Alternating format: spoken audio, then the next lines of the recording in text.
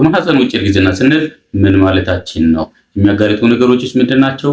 ምልክቶቹስ ምንድናቸው? እንዴት ነው የሚታከመው? በሚሉ ጉዳዮች ላይ ዛሬ ሰፋ ያለ ማብራሪያ ይኖረናል።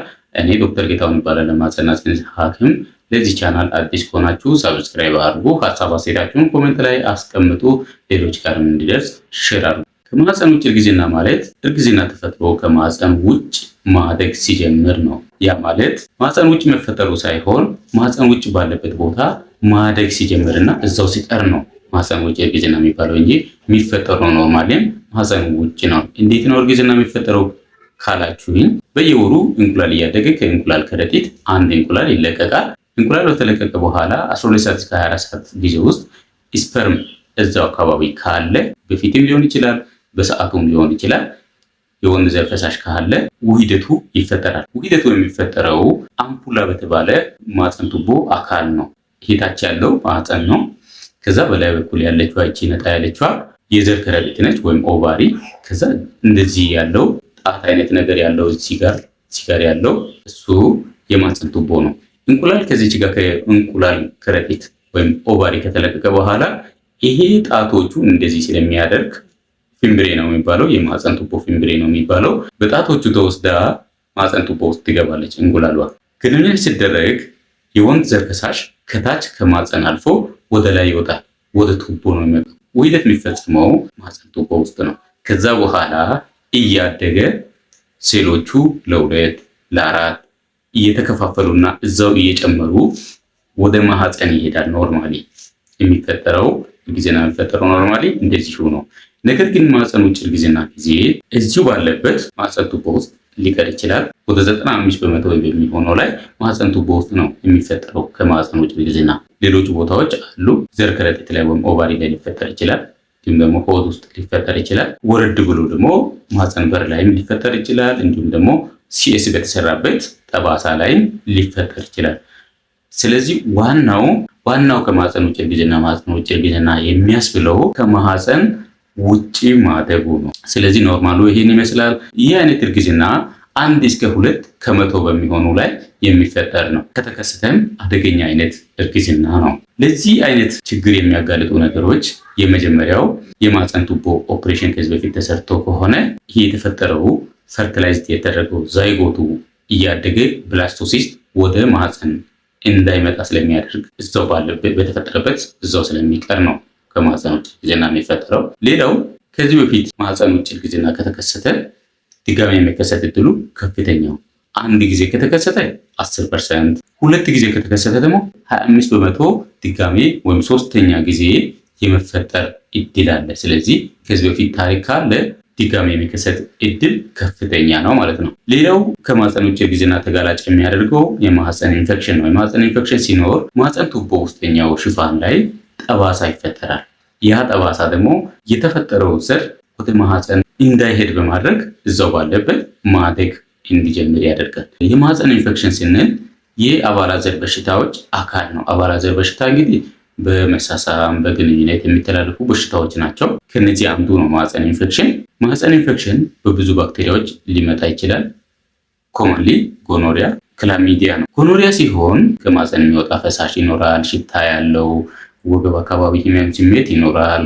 ከዛ የተነሳ በጊዜ ይታከማሉ። ክላሚዲያ ሲሆን ግን እነዚህ ምልክቶች በጣም ትንሽ ናቸው። ከዛ የተነሳ ቶሎ ሕክምና ስለማያገኙ ችግሩ ደግሞ ይቀጥላል። እስካልታከሙ ድረስ ይቀጥላል። ቀስ እያለ ማህፀን ቱቦ ውስጠኛውን ሽፋን እያቆሰለና ጠባሳ እየፈጠረ ይቀጥላል። ከዛ በኋላ እርግዝና ሲመጣ ነው እንግዲህ የሚከለክለው። ስለዚህ ማህፀን ኢንፌክሽን ከማህፀን ውጭ እርግዝና የመፈጠር እድሉን በጣም ይጨምራል። ይህ ደግሞ እንደኛ ሀገር በጣም እየጨመረ ስለሆነ ጥንቃቄ እንድታደርጉ፣ በተቻለ መጠን ብዙ ወንዶች ጋር ግንኙነት ባታደርጉ ወይም ኮንዶም ተጠቀሙ ይመከራል። ከብዙ ወንዶች ጋር ልቅ የሆነ ግብረ ስጋ ግንኙነትም እንዲሁ ከማህፀን ውጭ እርግዝና የመከሰት እድሉን እጥፍ ያደርገዋል። ምክንያቱም የማህፀን ኢንፌክሽን ስለሚያመጣ። የማህፀን ኢንፌክሽን መዘዙን እንግዲህ አይተናል። ሌላው ስሞኪንግ ወይም ሲጋራ ማጨስ ነው። ሲጋራ ማጨስ ማህፀን ቱቦ ውስጠኛው ላይ ፀጉር መሳይ ሴሎች አሉ። እነዚያን እንዳይንቀሳቀሱ በማድረግ እንቁላልና ስፐርም ከተዋሄደ በኋላ ወደ ማህፀን የሚመለስበት አንደኛው እንቅስቃሴ አለ። ሌላው ደግሞ ሲሊያር ሞሽን አለ።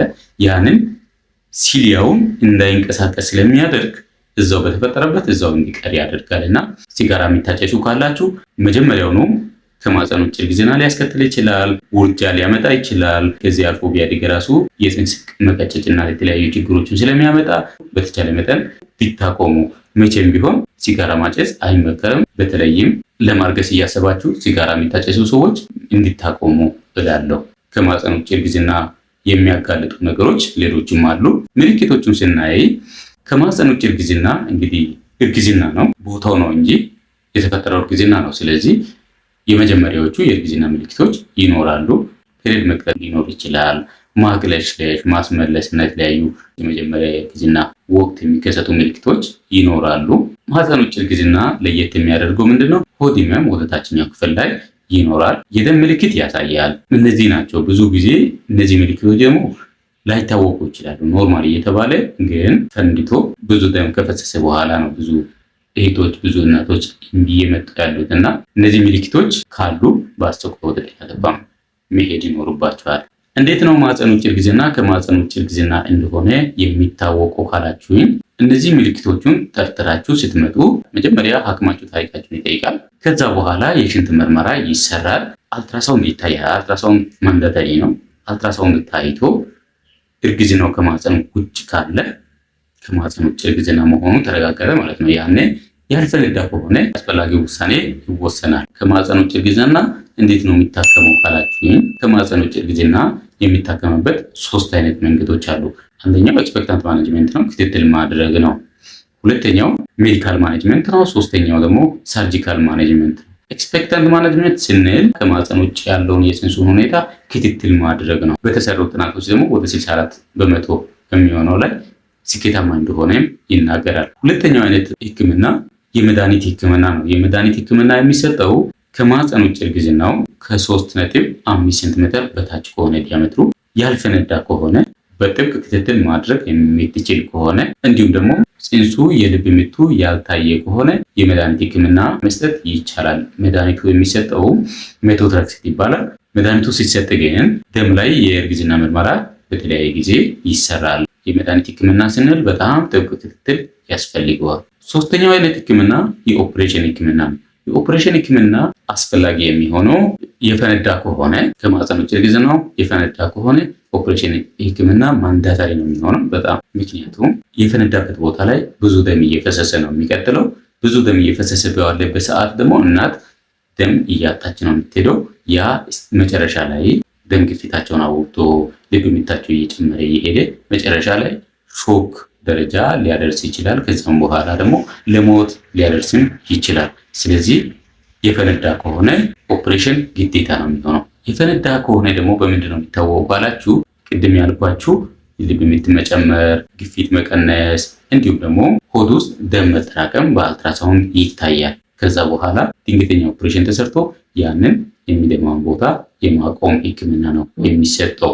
ሌላ ኦፕሬሽን የሚያስፈልግበት ሁኔታ የፅንስ ዲያሜትር ከ3.5 ሴንቲሜትር በላይ ከሆነ እንዲሁም ደግሞ ልብ የሚታይ ከሆነ፣ ክትትል ማድረግ የማትችል ከሆነ፣ ደም ላይ የእርግዝና ምርመራ ወይም ሴረም ቤታ ኤችሲጂ ከ5000 በላይ ከሆነ ኦፕሬሽን ተሰርቶ ፅንሱን አውጥቶ ቦታው እንዳይደማ ደም ማቆም ነው የሚሆነው። እንዴት መከላከል እንችላለን የምንለው ቅድም የነገርኳችሁ የማህፀን ኢንፌክሽን እንዳይፈጠር፣ አባላዘር በሽታ እንዳይከሰት፣ ከተለያዩ ወንዶች ጋር ልቅ የሆነ ግብረ ስጋ ግንኙነትን ማቆም እና መሰል ነገሮች በማድረግ ከማህፀን ውጭ እርግዝና እንዳይፈጠር ማድረግ ይቻላል። አንዴ ከማህፀን ውጭ እርግዝና ከተፈጠረ ቀጣይ ድጋሚ የመከሰት እድሉ ከፍተኛ ነው ብያችኋለሁ። ቅድምም አንድ ጊዜ ከተፈጠረ ሁለተኛ ጊዜ የሚፈጠር እድሉ 10% ነው።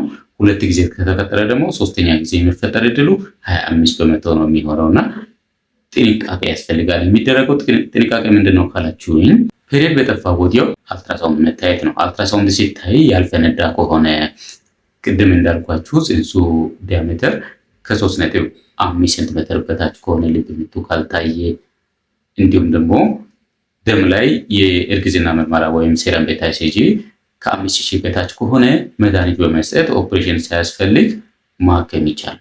ዘግይቶ ከመጣና ከፈነዳ ምንም አማራጭ ስለማይኖር ነው። ለዚህ ነው በጊዜ መታወቁ የሚጠቅመው።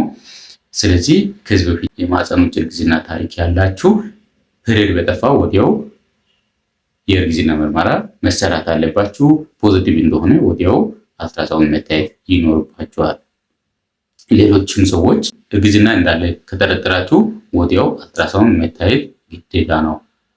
የግድ መታየት ይኖርባችኋል። ለጤናችሁ ስትሉ የግድ መታየት ይኖርባችኋል። ማህፀን ውጭ እርግዝና ቤት ሊታከም ይችላል ወይ የሚል ጥያቄ ካነሳችሁ ከማህፀን ውጭ እርግዝና በፍጹም ቤት ውስጥ ሊታከም አይችልም። በፍጹም ሊታከም አይችልም። ምክንያቱም የተለያየ አባሻ መድኃኒት ልትወስዱ ትችላላችሁ፣ ግን የሚለውጠው ታሪክ የለም። መጨረሻ ላይ ፈንድቶ ህይወታችሁን ሊያሳጣ ይችላል። ስለዚህ ማህፀን ውጭ እርግዝና በምንም መልኩ በምንም አይነት የአባሻ መድኃኒት ሊታከም አይችልም። ይህንን በደንብ መስማት አለባችሁ፣ በደንብ ማወቅ አለባችሁ፣ ለሌሎቹም ማድረስ አለባችሁ። ለዛሬ ቆይታችን ስለ ማህፀን ውጭ እርግዝና ምንነቱን፣ አጋላጭ ነገሮቹን እንዲሁም ምልክቶቹን እና ህክምናውን እና እንዴት መከላከልም እንደሚቻል አይተናል። እስከ መጨረሻ ስለተከታተላችሁ እጅግ አድርጌ አመሰግናለሁ። እንግዲህ ቻናሉን ሰብስክራይብ ማድረጉን እንዳትረሱ። ሀሳብ አስተያየታችሁን ኮሜንት ላይ አስቀምጡ። ለሌሎችም እንዲደርስ ደግሞ ሼር አድርጉ። ላይክ ቢታደርጉ ደስ ይለኛል። አዲስ ከሆናችሁ ሰብስክራይብ አድርጉልኝ፣ ፕሊዝ ሰብስክራይብ አድርጉልኝ። ቀጣይ በሌላ ቪዲዮ እስክንገናኝ ድረስ ቸር ቆዩልኝ። እወዳችኋለሁ። አመሰግናለሁ።